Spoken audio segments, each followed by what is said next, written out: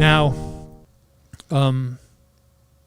2018, August of 2018, I go for a hypnosis session. Who hypnotized you this time? Yvonne Smith in California. Okay. And she, like with Bud gone, and Leo Sprinkle's now very old. So there's these key players in the field that are getting kind of old and have either passed on or are no longer doing the work. And so she's sort of the main person now in North America who's doing this type of research, hypnosis. So I went to her office, and we had met a few times before at conferences, and we had talked, and she actually had my book. She has the blue book, the owl book. And so so I went to her office, and I had done a session earlier, and the same story emerged again. And I didn't believe it. I didn't know what to make of it the first time this story emerged. What happened was I did a session with a woman named Mary Rodwell almost a year earlier, and I just didn't know what to make of this story. I just didn't know what to make of it. So I said, I want to explore the night. This is the night here of March 10th, 2013. I want to explore this night. Mm-hmm. So she takes me back, the hypnotic induction. I'm very relaxed. I'm lying on her couch. The lights are low, and in her, her little office, looks like a therapist's office. She's sitting in a chair right next to me. We got our voice recorder in the room. I'm laying stretched out on her thing. She goes through about a half-hour induction, like simple stuff, like walking down a staircase. Yeah. And she says, "Where are you?" Like, let's go to the night of March 10th, 2013, the night you saw the round structure on the hill. It's like, and I'm lying there. I'm going, well, stars are out. It's clear. I'm kind of like, doo-doo-doo, like, am I under? It's like, I'm on the pillow. It's pretty light. I can look up and see this thing. I kind of have a clear memory of it. And she asks a few more questions. And all of a sudden I go, and this is gut-wrenching to listen to at times, this session. And I just go, I know it's them. I know it's them. I know it's them.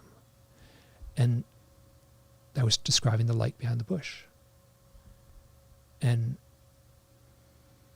then I say, I'm looking down at this big thing. I'm looking down at this big round structure. It's got lights around the edges, but I'm above it looking down at it. And I think I'm still my body's still in the sleeping bag. And she goes, "Are you out of body?" I'm like, "I don't know. I think my body's in the sleeping bag. And I think I'm looking down at this big round structure." And then there's this all of a sudden I'm on board the craft. Can you scroll down a little bit? I think I got this here. Keep going. Double click that one, the hallway. Yeah. So I'm all of a sudden I'm in a hallway that looks like this. I did that as a piece of art. Okay. And so I'm in this hallway, and the very first thing I see, the very first thing I recognize. Now I had the same experience before, but it was all disjointed, and I was so freaked out. For some reason, I'm much more calm in this time. Mm-hmm. And so in this hallway, the first thing I sense is I'm not tall. I'm not tall. I'm short. And I look to my right, and I look to my left, and there's a gray alien on each side of me, and they're the same height. And I looked down at my hands. I got these long, skinny fingers. And I looked down at my arms, and I got this skinny spacesuit on, and I'm like, holy shit, I'm a fucking gray alien. And it was like totally normal, and Yvonne is just like, doesn't bat it. Like, what happens next? And the next thing that happens is I'm in this conference room. And it's like an ugly conference room like you would see in an ugly, cheap hotel, right? It's got beige carpeting and fluorescent lights and folding tables. And I'm standing there. And then there's this folding table. It seems like it was like between 8 or 12. There's a bunch of beings. They're all kind of fuzzed out, but they're what I can only call the gray aliens. Now, I'm going to just say this straight up. I don't know what to make of this story that I'm telling right now. Like, is it true? Is it not true? Did it really happen? Like, there's no ugly conference room with ugly shag carpeting on board a flying saucer. Like, so I don't know what I was seeing. But I was presented with this vision in this hypnotic session. I'm standing there in the body of a gray alien, looking at these beings, and I'm like, what am I doing here? Why am I here? And I get this voice in my head that says, you volunteered for this. I'm like, what is that supposed to mean? I volunteered for this. What am I doing here? Now is the time. So I'm like, what does that mean now is the time? So it goes back and forth. We get kind of stuck in this little thing. And then all of a sudden I'm like just overcome with emotion. And I say, you never told me it would be this hard being here. You never told me there would be sadness, there would be loneliness. You never told me that it would be this hard being here. And they say, you volunteered for this. And in the session, I am like so angry. I am crying. I am like, this is fucked up. Like, I'm here. I'm dealing with this pain. I'm dealing with these emotions. You have no idea how hard it is to be here. You like, this is fucked up. You volunteered for this. And I get super emotional. And Yvonne's like saying, what do they want from you? What do they want from me? And I say, they want me to play some role. And at that point, like, you can hear it in the audio. You can hear me kind of go.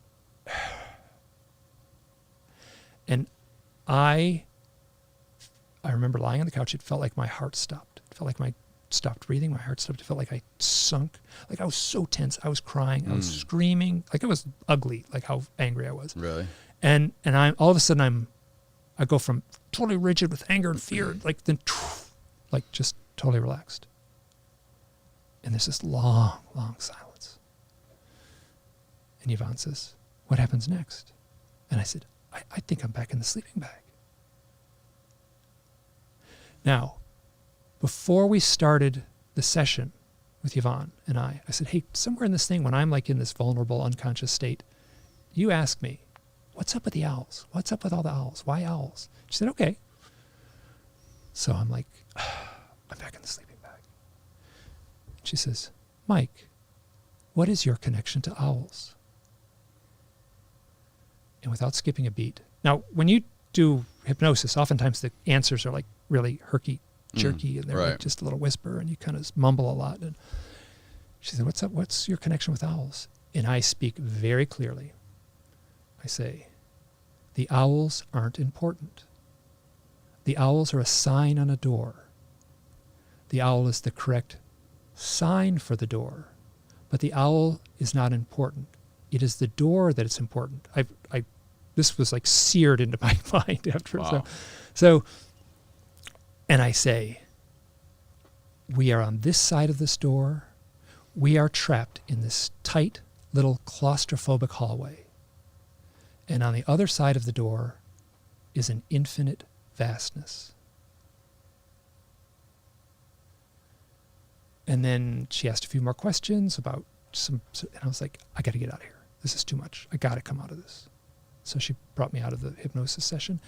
So it was when I said I saw this, it was super emotional the first time. It was super emotional the second time. It felt like I was watching a rerun, frame for frame rerun of the exact same experience with Mary Rodwell, and then a year later with Yvonne Smith.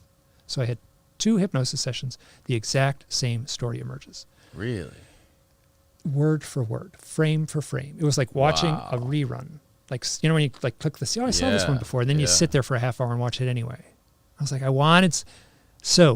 but except for the part at the end about the owls aren't important. So this is like, for me, I feel like I'm on a therapist's couch right now. Like I'm like, I spent a decade like owls and UFOs. It's owls. It's the owl thing. I'm the owl guy. It's like, I'm my identity. It's my work. It's my passion. It's this thing and then to have like me just blurt out totally calm and confident, the owls aren't important. The owls are a sign and a door. I took that to mean the owl is a symbol. The door is that other realm. We are on this side, in this realm, trapped in this claustrophobic hallway. That other realm is infinite and magical and enormous, and we are stuck here, and that's there. Maybe when we die, we'll get there. Maybe some, Anyway, I can tell you right now, there is no ugly conference room on board a flying saucer. And I can also say, I don't trust it. Right. At the same time, it was powerful. Like, powerful. So I'm in this place now where I'm trying to like lead my life from this place where like was I like a gray alien in another lifetime and I incarnated here on Earth to perform some role? I mean, that's the message. And just so you know, that actually shows up a lot in the research when people go through hypnosis. The similar story to that? Almost exactly the same thing. Really? Shows up a lot. And I knew it going into it. So I could have confabulated it. I got the file cabinets in my head are full of stories like this. So I could, if I want to confabulate it, I could create a doozy of a story. But the first book, the first owl book, the blue book, I started writing that less than 48 hours after spending the night in the desert when I looked up at that big round structure on the hill. So I didn't put this together until like 5 years later, right? So I'm laying on the sand. I see all this weird stuff. I hear coyotes and lights by the bush, and I drive home, and there's, I connect these things in a map, and then I start the book. Okay? 5 years later, I get this thing where like the story that emerges, which I don't know if it's true or not, is that I lived some identity. I incarnated as a gray alien. I lived some identity as a gray alien. I incarnated here on Earth to play some role. And I started the book less than 2 days later. So you asked me, why are they picking these people? Why are they choosing people? What's the meaning here? People like who've had these contact experiences write books. There's a lot of books out there. I've read a lot of them. So you asked what, was it, given your question, the answer I would grudgingly give, it's like, why did they do this to me? I was like, I think it was to write a book about owls, because that's how it played out. That's what happened. And I didn't figure this out until 5 years after the book was published, so. Interesting.